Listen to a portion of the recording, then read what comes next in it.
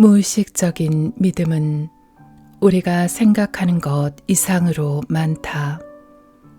어떤 생각을 표면적으로는 아주 잘 받아들이는 것 같아도 마음속 깊은 곳에서는 그 생각이 진짜로 가능하다고 믿지 않을 수도 있다. 이 경우 우리는 그저 그 생각을 머리로만 받아들이는 것이다. 믿음을 바꾸는 것은 잠재의식 속의 프로그램을 바꾸는 것이다. 당신도 곧 알게 될 테지만 믿음은 잠재의식적인 존재 상태에 있기 때문이다. 의식적 마음만 활용해서 변화를 도모하는 사람은 결코 휴면 상태에서 벗어나 유전자를 재구성할 수 없다. 어떻게 하면 변화할 수 있는지 그 방법을 모르기 때문이다. 믿음에 대해 더 깊이 알아보기 위해 먼저 태도의 개념부터 살펴보자. 우리가 일련의 생각과 감정을 하나로 묶게 되면 이것들이 결국 자동적인 습관으로 되고 여기에서 태도가 형성된다. 어떻게 생각하고 느끼느냐가 곧 존재 상태를 만들어내기 때문에 태도는 짧은 존재 상태라고 할 수 있다. 태도는 당신이 생각과 감정을 바꿈에 따라 매 순간 달라질 수 있다. 물론 태도에 따라서는 몇 분, 몇 시간, 며칠, 심지어 몇 주까지 이어지는 것도 있다. 같은 태도를 계속 가지면 그 태도는 자동적인 것이 된다. 특정 태도들을 오랫동안 반복하거나 유지하면 그 태도들이 하나로 묶이는데 여기에서 믿음이 생겨난다. 믿음은 단지 연장된 존재 상태일 뿐이다. 본질적으로 믿음은 당신이 뇌 속에 그 믿음을 고정시키고 그에 따라 당신 몸을 감정적으로 조건화하기 전까지는 거듭 반복되는 생각과 느낌에 불과하다. 당신은 그 믿음들에 중독되어 있다.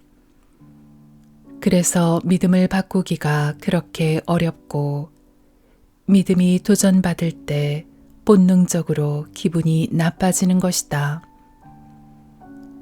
경험들이 생각을 야기하며 신경학적으로 뇌에 새겨지고 느낌을 일으키며 화학물질에 의해 감정으로 구현된다는 점에서 믿음은 대부분 과거 경험에 기반한다.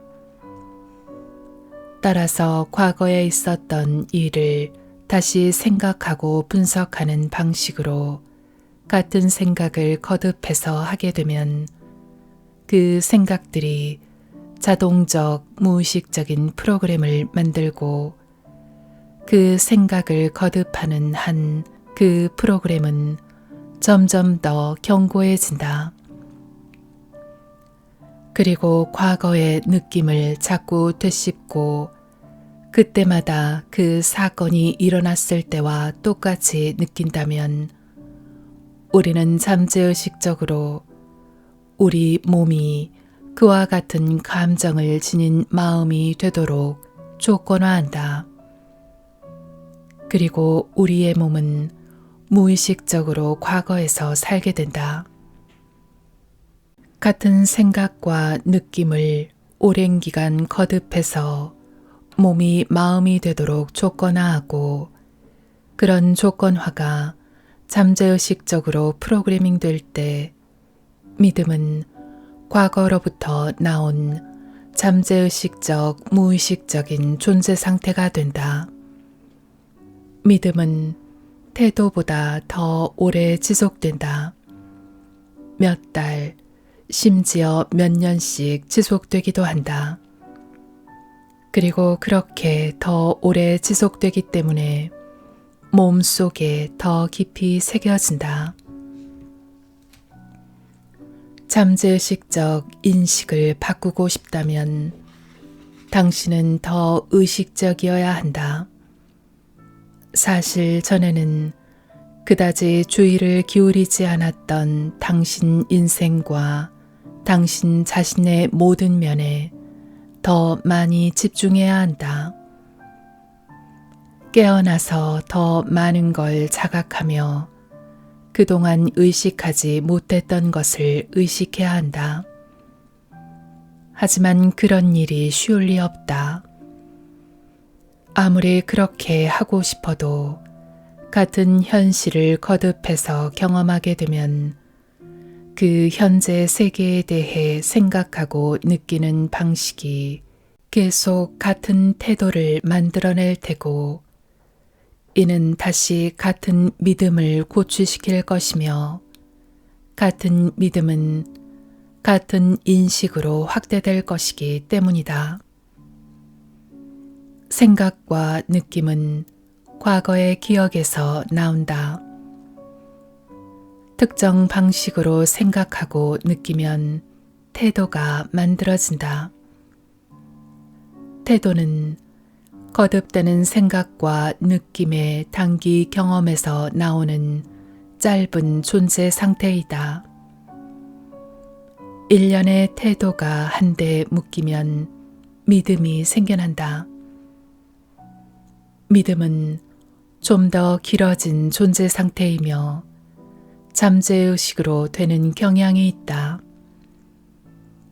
일련의 믿음이 모아지면 인식이 만들어진다. 인식은 우리의 선택, 행동, 관계, 현실 모두에 관련된다. 그러므로 당신의 믿음과 인식을 바꿔 플라시보 효과를 일으킬 수 있는 유일한 방법은 당신의 존재 상태를 바꾸는 것이다. 당신은 당신의 낡고 한계 가득한 믿음들의 본 모습을 보고 그것들을 기꺼이 떠나보내야 할 것이다. 그래야 당신 자신에 대한 새로운 믿음을 껴안을 수 있다. 그렇다면 자문해보기 바란다. 내 자신과 내 삶에 대한 어떤 믿음과 인식에 나는 그동안 무의식적으로 동의해왔던가? 즉, 새로운 존재 상태를 만들기 위해 바꿔야 할 믿음과 인식은 무엇인가? 믿음들 중에는 믿고 있다고 미처 의식하지도 못하는 믿음도 많다. 종종 우리는 주위 환경으로부터 특정 신호를 받는데 그때 우리는 특정 믿음을 받아들이도록 미치를 당한다.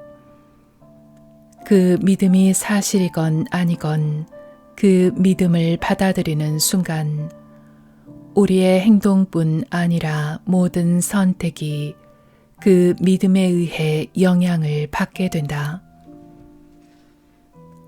믿음과 인식은 과거의 경험에서 나오므로 당신이 자신에 대해 갖게 된 이런 믿음들도 모두 당신의 과거에서 나온 것이다. 그런데 이 믿음들이 사실일까? 아니면 당신이 만들어낸 것일까? 이 믿음들이 과거 언젠가에는 사실일 수도 있었겠지만 그렇다고 지금도 꼭 사실이라는 뜻은 아니다. 물론 우리는 우리의 믿음에 중독되어 있기 때문에 그렇게 생각하지 않는다. 우리는 과거의 감정에 중독되어 있다. 우리는 우리의 믿음을 바꿀 수 있는 생각이 아니라 진실로 본다. 무언가에 대해 매우 강한 믿음을 갖고 있다면 그 반대의 증거가 바로 눈앞에 있어도 그것을 보지 못할 수 있다. 눈앞의 증거가 말하는 것과 완전히 다른 것을 인식하기 때문이다.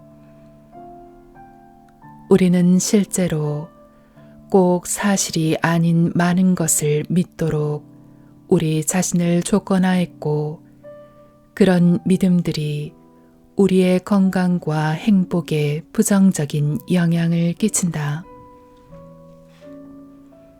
믿음을 바꾸는 것은 어렵지만 그렇다고 불가능하지도 않다. 그저 무의식적인 믿음들을 타파했을 때 무슨 일이 일어날지만 생각하라.